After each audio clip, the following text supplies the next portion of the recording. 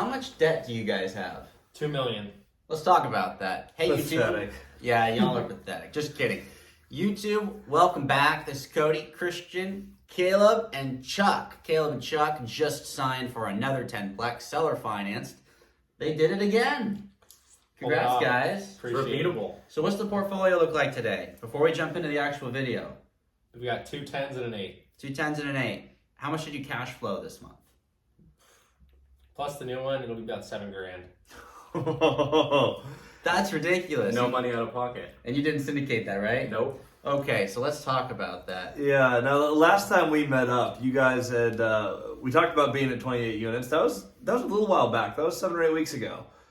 We just closed now. What were the delays? What were the hardships? You got it done, which was the huge thing. And by we mean them. Yeah. We don't have any part in any other stuff. No, absolutely not. But you guys made it happen. So 28 units. First of all, what caused the timeline to take a little bit longer? Yeah, one of the things was just at closing, just getting some legal work, and that always goes longer than expected. Attorneys going back and forth. That was kind of the biggest holdup there. Yeah, there was some nonsense that they writ in and we were not going for it. Let's talk about it. What kind of nonsense?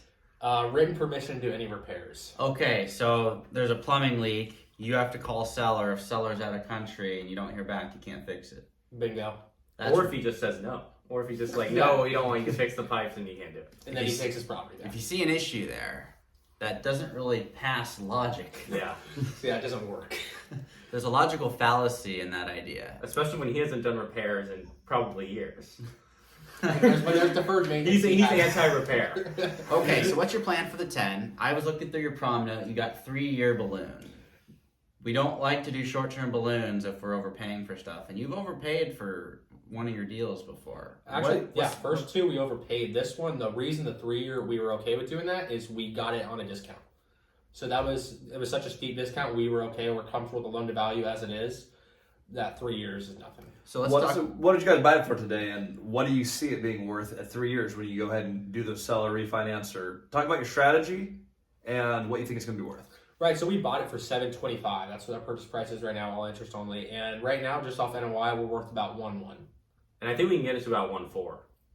I like that. And those are very similar numbers to stuff we've looked at. I mean, you guys are going to get it to 50% LTV. Exactly. Yeah. It's awesome. So the 3-year balloon isn't really the biggest hindrance there. We just had to negotiate some stuff during feasibility. So what's the actual numbers look like? Because this one, you don't have delayed payments on your mortgage. In the past, they've done it because they have no money. I relate. They were just smarter than me. They just negotiated no payments. Interest didn't accrue for 6 months.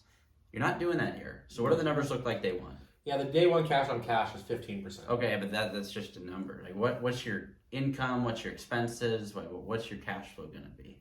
We're bringing about... How much money did you put down? Or how much money did Yeah, the partner come down? We put 10% down. $72,500. So you're going to make 15% on that, so about $800 a month. 10 grand a year? Yep, about that. That's awesome. Yeah, no money out of pocket for us. And from there, rents can go up day one. Yeah. They're already... To about $1,000 a door. What are they starting at? 800. That works. Yeah, that makes math. So you'll get up to about $2,800 a month in cash flow. Yep. Okay, so you guys have done, this is your 3rd deal now. What were the takeaways that you had from this deal? Or is there anything you learned on this deal that was different than any of the other deals you've done up to this point? Yeah, the biggest thing for us on the first 2 deals, we wasn't a whole lot of holdup with legal, and it was just getting more pairs of eyes on it, just to make sure everything was going over smoothly. Like we said, we had the thing in the contract about the written repairs, and just double checking and triple checking everything on this one even more just showed us going forward that's going to be something we do in every single Because we're not legal experts at all, and it's like $200-300 to get it looked at. And you're not supposed to be. Yeah, exactly. Yeah, it's way like our last review was $250 an hour because we had it expedited. Paying $250 an hour versus losing the property, it's a no-brainer. Yeah. That's an absolute no-brainer. For those who are watching, what did you learn on the 3rd deal that you didn't on the 2nd or the 1st? Tough question. We're putting them on the spot. Oh, we haven't God. scripted anything. What's something new that you learned, you got a takeaway from it? You're like, this is new. I'm better for it. We talked a little bit about this, of outlining all the terms before going into it. What is that called? Remember? Term sheet? Term sheet, yeah, you brought that up. That's definitely something we'll be looking at So in the future. explain that to everybody that's Yeah, watching. basically the term sheet is, I talked about this with Cody while it's all was happening. It's it's not legal. You just write it all down on the paper, and between you and the seller, and it's just what goals you guys are working towards together. We did this on the Robin Hood Village Resort. Very complicated legal transaction, lots of stuff going on, and that's something we got as a takeaway. We being Christian and I from that deal, but they had some complications and stuff came up, and the idea is if you just get a term sheet, not an LOI, but you have a term sheet that outlines these are the common interests and goals of all parties. This is what we're going to work towards. You can keep that in mind when the legal needs to be figured out and worked on. So that is something that will help you guys out in the future. But you didn't have to do it on your first deals. We did not. First ones were slam dunk, easy. Yeah, way easier than this one. A lot quicker. So where did you find the 10plex? This one was through a broker I built a relationship with off market. That's awesome. That's your first off-market deal, yeah? First off market one, yeah. Yep. On to the next. Wow, took a couple of on-market deals. So you guys now own in McAllen. It's own in Laredo. Where's this third deal located? This one's in Houston. Houston. Okay, so you're starting to spread out geographically. This is where your strategy does differ a little bit from ours. We are very big on, hey, we're going to dominate one area with just a few owners that we have deep relationships with. You're way out of market, so your ability to build those deep relationships is a little different. Houston's not that close to Laredo or McAllen. Yeah, you basically own in Mexico. Yeah.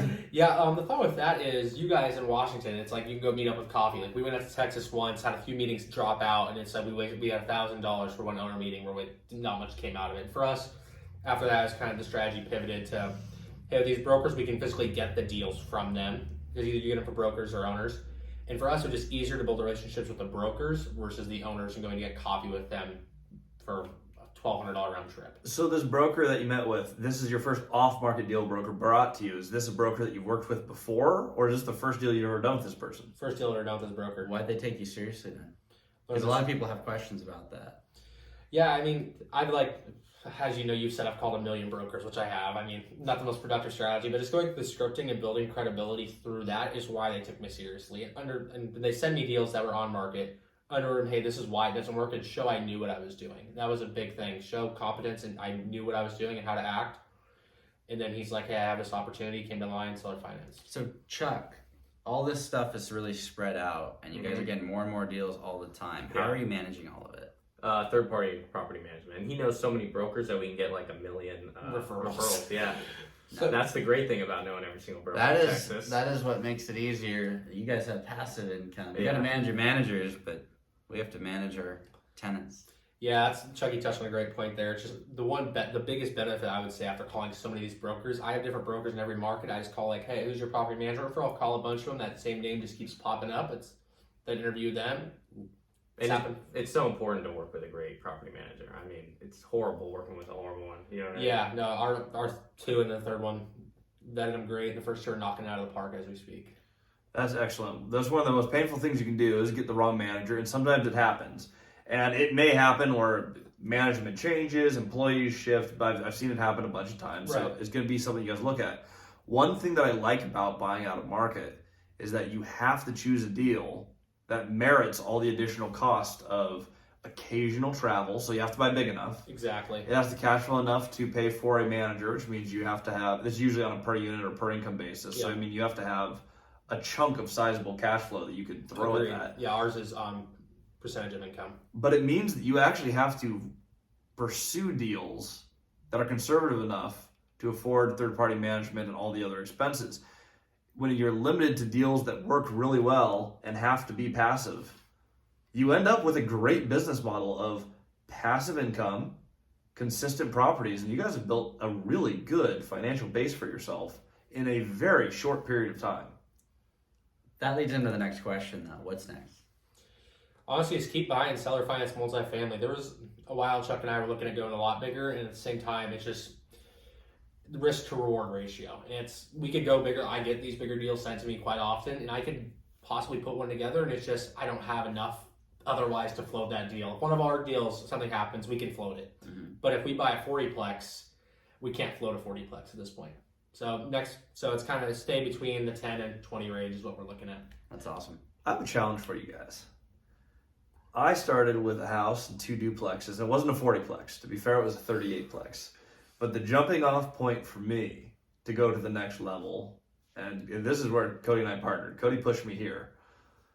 But that was the first deal I bought, even with a relatively high income, where I'm like, I actually can't just work my way out of this one. Like, I can't solve this problem with a check if we're wrong. Today we can, but back then we sure couldn't. Yeah, that was the thing that pushed me to the next level. I think you guys have enough portfolio.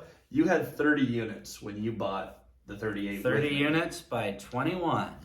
Yep. You guys are at 28 by 19. 40 might be the size that you take a peek at. If you find the right opportunity, that may push you to have to operate at the next level. Food for thought, but that was a big jump for me, and you guys are at almost the exact same numbers. Just might be. Yeah. Make it happen. Stay sounds good tuned. to me. If you guys have not yet followed their channel, whatever they end up doing, the journey's been insane. I am almost 100% sure there's no one their age who's bought as much, as quickly, on as good of numbers. Nobody has done that. And for sure, no one's documented it. So they're doing this. Follow their channel. And Chuck. That's it. It's just Caleb and Chuck. They had a great YouTube name that is easy to remember because their names are Caleb and Chuck. Go figure. Yeah, so follow the adventure on YouTube. If you haven't liked and subscribed this channel, they're You always should. here too. So Yeah, they're hanging out. Yep, we're in Fresno. We're going to be speaking down here with our good friend Zuber, Dion McNeely, and a few other people, but very excited to be down here again with you guys. Good job. Congrats on your deal. Appreciate it. Thanks, guys. Appreciate you following along. Stay tuned. We'll post again tomorrow.